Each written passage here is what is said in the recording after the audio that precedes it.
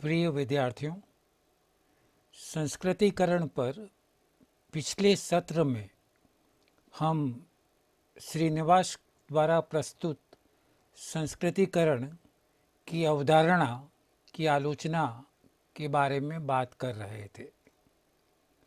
उसी निरंतरता में और क्या आलोचनाएं प्रस्तुत की गई है, उनकी चर्चा हम आज करने जा रहे हैं।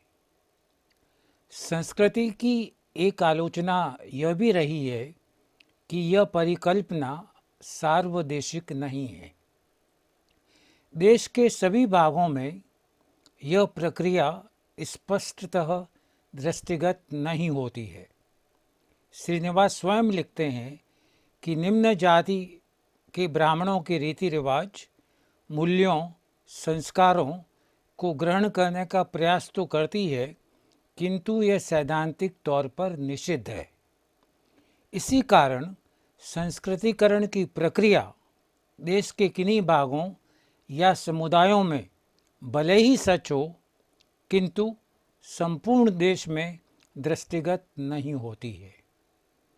डी.एन. मजूमदार ने मोहना गांव के अध्ययन के आधार पर यह बताया कि वहां उन्हें संस्कृति जैसी प्रक्रिया देखने को नहीं मिली। इस आलोचना का अभिप्राय यह है कि संस्कृतिकरण की जो प्रक्रिया है वह कुछ स्थानों पर हमको दृष्टिगत हो सकती है, किंतु देश के सभी स्थानों पर यह दृष्टिगत नहीं होती है। इसका एक कारण यह भी रहा है कि ब्राह्मणों के जो आदर्श हैं, जो मूल्य हैं, जो रीति रिवाज हैं, जो संस्कार हैं, उनको निम्न जाति के लोग स्वीकार करें, अंगीकार करें, अपने जीवन में उतारे, यह निषिद्ध था।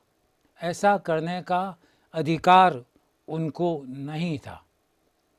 इसी कारण पूरे देश में यह प्रक्रिया हमको दृष्टिगत नहीं होती है।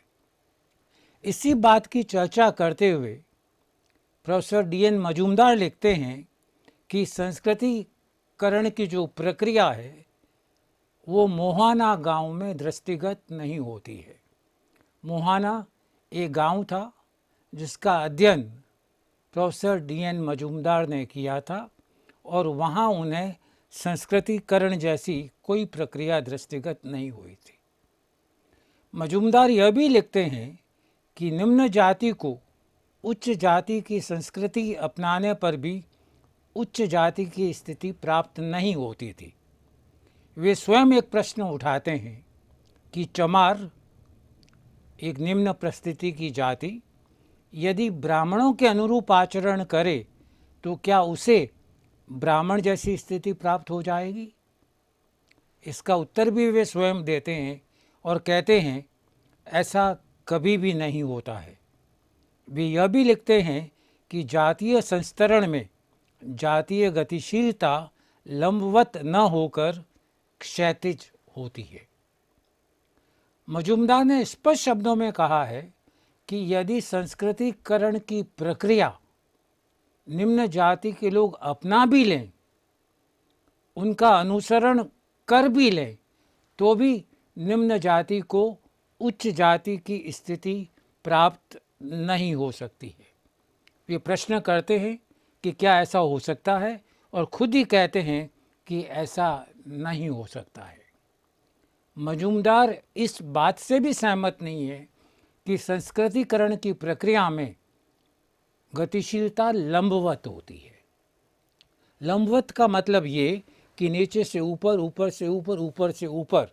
वे यह कहते हैं कि ऐसी गतिशीलता भारतीय समाज में संभव नहीं है।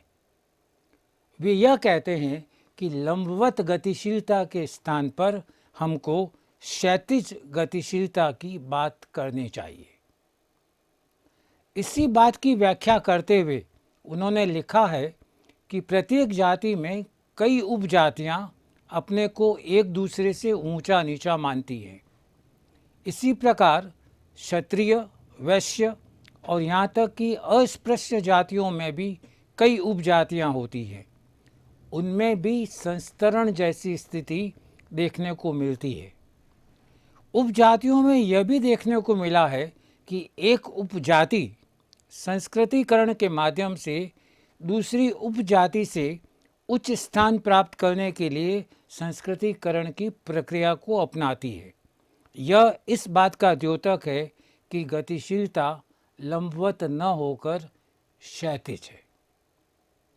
इस चर्चा का अभिप्राय यह है कि संस्कृतिकरण से गतिशीलता तो आती है, किंतु यह गतिशीलता लंबवत नहीं है, क्षैतिज है।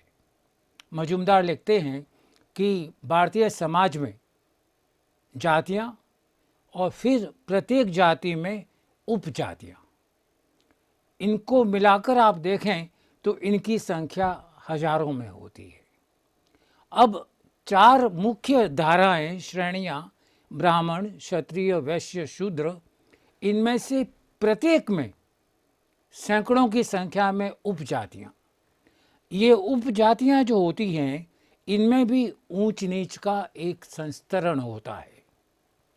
मजूमदार का यह विचार है कि जो समान स्तर की जातियां होती हैं एक ही श्रेणी में, उनमें गतिशीलता होती है, वे अनुसरण करती है उच्च जातियों का, और इसका परिणाम ये होता है कि जो लगभग समान स्तर की उपजातियां हैं, उनमें से कोई उपजाति दूसरी उपजाति के करीब पहुंच जाए, और इसका अभिप्राय यह हुआ कि गतिशीलता इस प्रकार से है, यहाँ से यहाँ, यहाँ से यहाँ, यहाँ से यहाँ।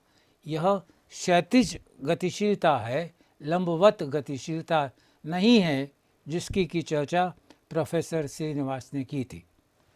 वे स्पष्टता लिखते हैं कि संस्कृति की प्रक्रिया में कोई जाति लंबवत रूप से ऊपर नहीं उड़ती है, उच्च जातियों के समान नहीं बन जाती है, बल्कि अपने समान स्तर की जातियों या अपनी ही उपजातियों में कुछ ऊपर उठ सकती हैं।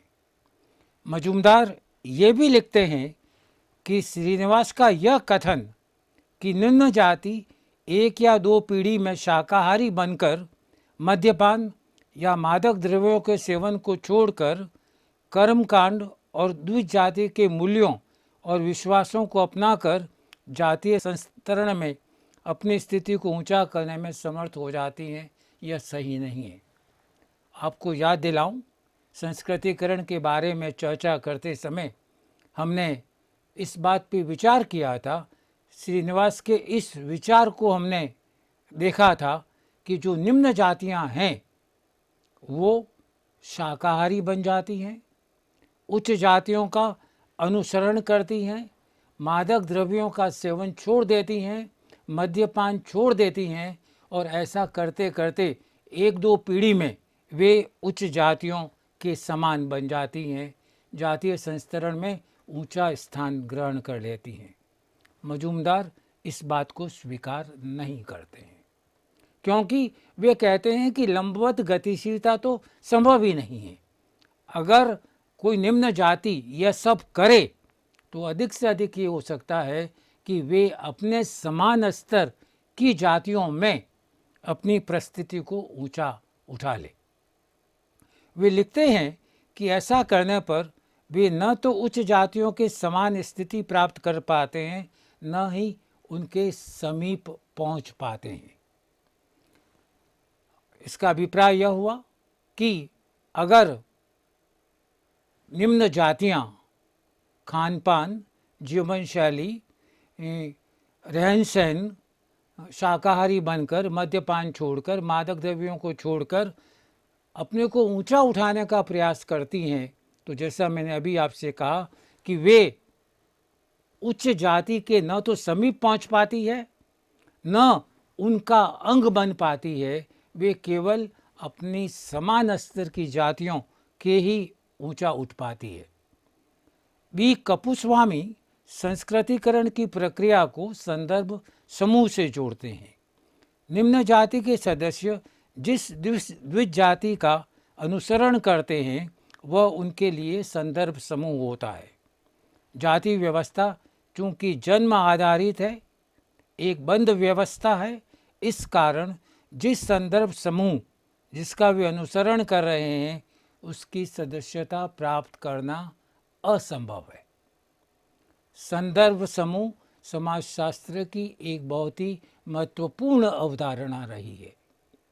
संदर्भ समूह वह समूह होता है जिसको व्यक्ति अपना आदर्श मानकर, जिसको दृष्टिगत रखते हुए अपने आचरण में बदलाव लाता है, अपने विश्वासों में बदलाव लाता है, और वो इसको इतना अच्छा मानता है कि स्वयं यह अपेक्षा करता है कि वह उस संदर्भ समूह का सदस्य बन जाए। इसके साथ ही संदर्भ व्यक्ति की भी चर्चा की जाती है, किंतु उसके विस्तार में हम यह जाना नहीं चाहेंगे। जब निम्न जातियां ब्राह्मण जाति का अनुसरण करती है तो ब्राह्मण उनके लिए संदर्भ समूह हुए। यदि वे क्षत्रिय जाति का अनुसरण करते हैं तो वह उनके लिए संदर्भ समूह हुआ। यदि वे वैश्य का अनुसरण करते हैं तो वैश्य उनके लिए संदर्भ समूह हुआ। कुपुस्वामी ये कहते हैं कि संदर्भ समूह कोई भी जाति हो सकती है, किंतु भारतीय जाति व्यवस्था में, हिंदू समाज में जाति व्यवस्था की जो संरचना है उसके अंतर्गत ऐसा करने पर भी उस संदर्भ समूह की सदस्यता उस जाति के सदस्य को प्राप्त नहीं हो सकती है। अब इस चर्चा के पश्चात मैं मूल रूप से संस्कृतिकरण के जो विभिन्न आयाम हैं उनको सार संक्षेप के रूप में आपके सामने प्रस्तुत कर रहा हूँ। संस्कृतिकरण की अवधारणा श्रीनिवास द्वारा प्रस्तुत एक महत्वपूर्ण अवधारणा है। इस अवधारणा का सीधा संबंध जातीय संस्तरण और निम्न जातियों द्वारा जातीय सोपान में उच्च स्थान प्राप्त करने के लिए किए जाने वाले प्रयासों या गतिशीलता से है, जिसे श्रीनिवास ने संस्कृतिकरण कहा है। आरंभ में श्रीनिवास ने संस्कृतिकरण की विवेचना में यह कहा कि यह एक ऐसी प्रक्रिया है जिसमें एक निम्न जाति एक दो पीढ़ियों में शाकाहारी बनकर मद्यपान या मादक द्रव्यों के सेवन को छोड़कर ब्राह्मणों के रीति रिवाज, संस्कार, मूल्य, विश्वास अपनाकर अपनी कुछ ऐसी रीतियों को जिन्हें वे अपवित्र मानते हैं उनको छोड़कर जातीय सोपान में उच्च स्थान प्राप्त करने का प्रयास करते हैं, और इसी प्रक्रिया को उन्होंने ब्राह्मणीकरण कहा है। इसी बात को मैं बहुत संक्षेप में आपके सामने रखूं। श्रीनिवास ये कहते हैं कि निम्न जातियां अनुसरण करती है किनका? उच्च जातियों का। उच्च जातियों में पहले उन्होंने अपनी बात को ब्राह्मणों तक केंद्रित रखा, यानी ब्राह्मणों की जो भी जीवन शैली है, उनके विश्वास हैं, उनके संस्कार हैं, उनके रीति रिवाज हैं, उनको वह निम्न जाति अपनाने लगती है।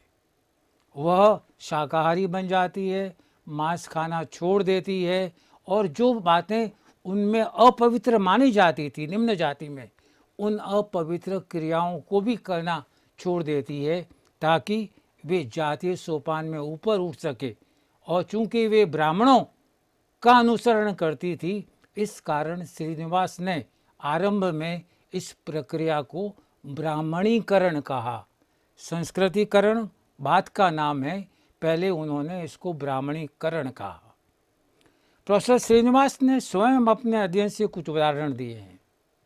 उनके अनुसार निम्न जातियों में स्त्रियों के प्रति विवाह, यौन आदि के मामलों में उदारता होती थी।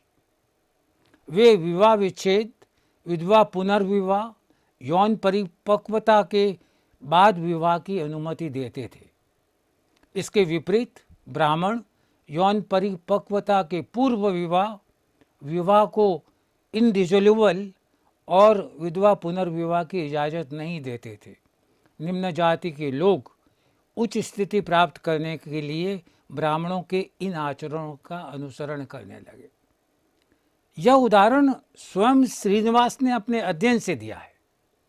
वे यह कहते हैं कि ब्राह्मणों का जब अनुसरण निम्न जाति के लोगों ने किया तो ऐसा नहीं है कि केवल प्रगतिशील या अच्छी बातों का ही अनुसरण किया, उन्होंने बिना सोचे विचारे उनका अनुसरण करना शुरू किया। उदाहरण के तौर पर वे स्वयं कहते हैं कि जैसे ब्राह्मणों में विधवा पुनर्विवाह की इजाज़त नहीं थी, विवाह विच्छेद नहीं हो सकता था और शादी प्यूबर्टी यौनावस्था के पहले की जाती थी, जबकि निम्न जातियों में विधवा विवाह की अनुमति थी, विवाह विच्छेद की परंपरा थी और शादी कंपैरेटिवली तुलनात्मक रूप से एक बड़ी आयु में की जाती थी।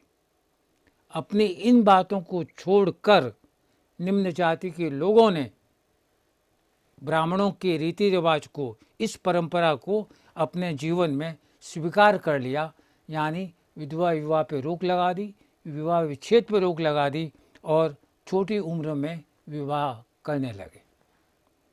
इस प्रक्रिया को दिए गए नाम ब्राह्मणीकरण की भी आलोचना हुई, क्योंकि निम्न जाति के लोग केवल ब्राह्मणों का ही अनुसरण नहीं करते थे बल्कि अन्य द्विज जातियों का भी अनुसरण करते थे। इसी कारण इस प्रक्रिया को श्रीनिवास ने नया नाम संस्कृतिकरण दिया।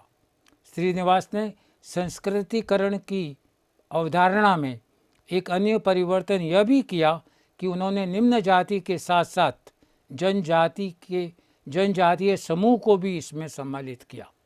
उन्होंने लिखा कि निम्न हिंदू जाति, जनजाति या अन्य समूह द्विज जाति का अनुसरण कर अपनी जीवन शैली को बदलता है।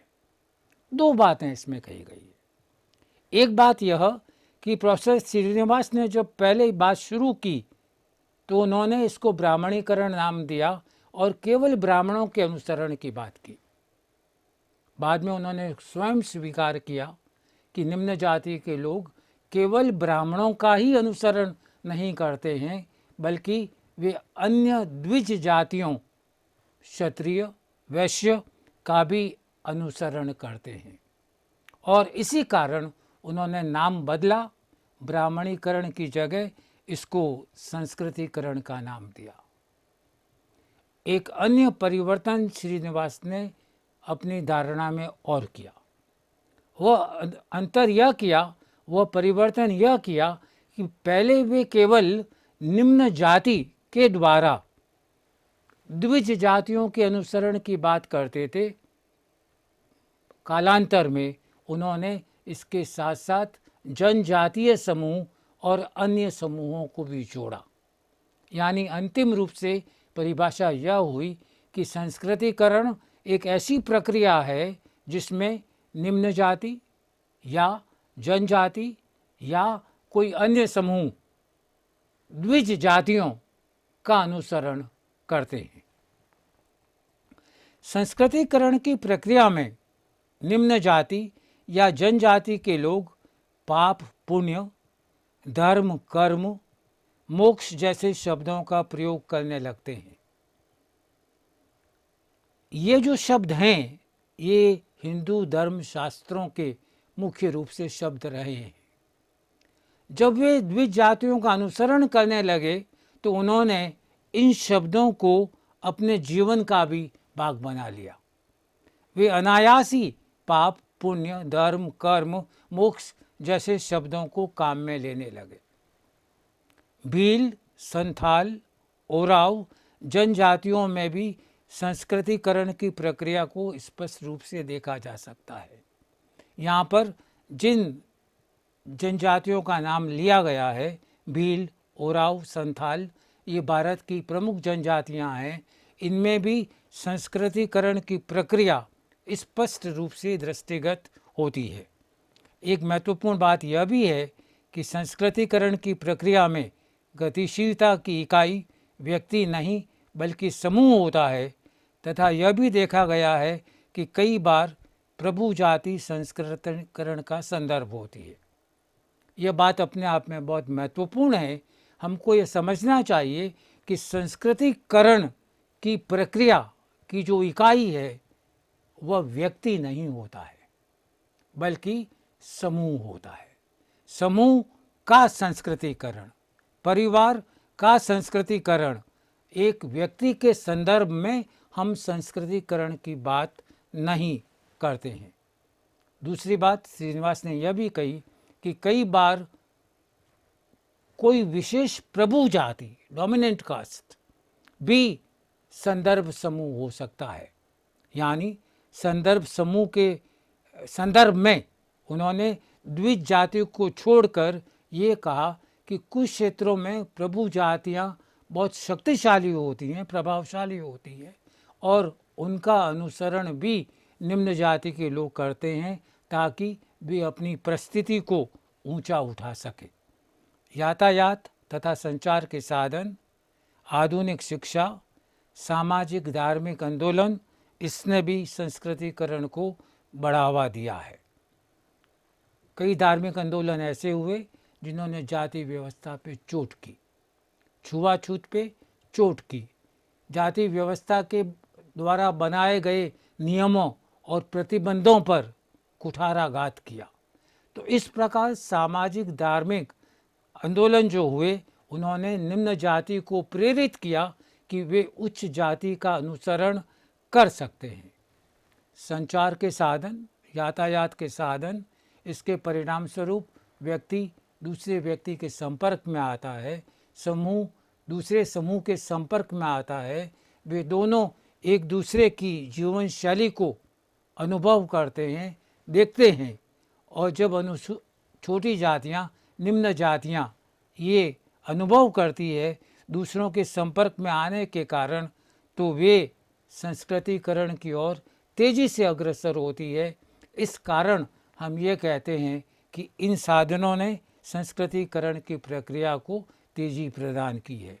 संस्कृतिकरण में जाति की लंबवत गतिशीलता को मजूमदार जैसे विद्वानों ने स्वीकार नहीं किया है।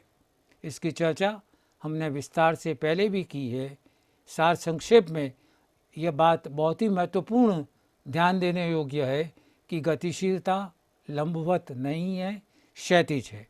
उनके अनुसार कोई भी निम्न जाति लंबवत रूप से ऊपर नहीं उड़ती है, अन्य द्विज जातियों के समान नहीं बन जाती है, बल्कि अपने समान स्तर की जातियों या अपनी ही उपजातियों से कुछ ऊपर उठ सकती है, जिसको उन्होंने क्षैतिज गतिशीलता कहा है। इन सभी बिंदुओं पर हमने विस्तार से चर्चा की है। सार संक्षेप में मैं आपका ध्यान इस ओर केवल आकर्षित मात्र करना चाहता हूँ। एक अन्य आलोचना यह भी की गई है कि जाति व्यवस्था एक बंद व्यवस्था है, जहाँ उस जातीय संदर्भ समूह जिसका अनुसरण किया जा रहा है उसकी सदस्यता प्राप्त करना संभव नहीं है। ये एक बहुत ही महत्वपूर्ण बात जिसको आपको पुनः याद दिलाऊं कि भारतवर्ष में हिंदू समाज में जाति व्यवस्था एक बंद व्यवस्था रही है। बंद व्यवस्था का अभिप्राय यह कि व्यक्ति की जाति जन्म से निर्धारित होती थी। बंद व्यवस्था का मतलब ये कि व्यक्ति अपने जीवन काल में जीवन पर्यंत जाति को बदल नहीं सकता था। इस कारण इसको बंद व्यवस्था कहा गया है। जब यह चर्चा की जाती है कि निम्न जाति के सदस्य द्विज जातियों का अनुसरण कर अपनी स्थिति को सोपान में ऊंचा उठाने का प्रयास करते हैं या उनके समान बनने का प्रयास करते हैं या उनमें सम्मिलित होने का प्रयास करते हैं, यह बात संभव नहीं है। संभव क्यों नहीं है? क्योंकि जाति व्यवस्था एक बंद व्यवस्था है, उसमें प्रवेश जन्म से हो सकता है, अपने कार्यों से नहीं हो सकता है। अंत में एक बात आपको और याद दिला दूं कि यह जो चर्चा है कि जाति व्यवस्था बंद व्यवस्था है, जन्म से निर्धारित होती है, इस कारण इसमें कोई अन्य सदस्य बाद में प्रवेश नहीं कर सकता है।